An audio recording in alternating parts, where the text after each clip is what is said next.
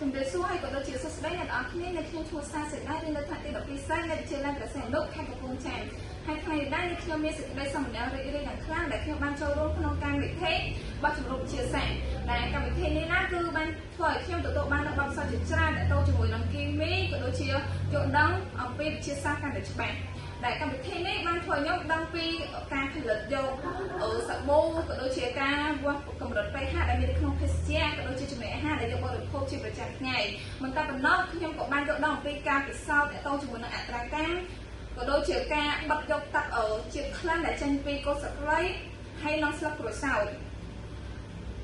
ការពិសោធន៍នេះគឺពិតជាធ្វើឲ្យខ្ញុំដឹងច្បាស់អំពីគីមីជាខ្លាំងហើយជាចុងបញ្ចប់នេះខ្ញុំសូមអរគុណដល់ក្រុមហ៊ុន Water Innovation Lab ដែលបានបង្កើតកម្មវិធីបោះជំរំវិទ្យាសាស្ត្រនេះឡើងដែលធ្វើឲ្យខ្ញុំទទួលបាននូវចំណេះដឹងជាច្រើនក៏ដូចជាបទពិសោធន៍ថ្មីៗហើយក៏សូមឲ្យកម្មវិធីមួយនេះនឹងប្រព្រឹត្តឡើងនៅឆ្នាំក្រោយៗទៀតដើម្បីឲ្យសិស្សប្អូនដទៃទៀតបានយល់ដឹងអំពី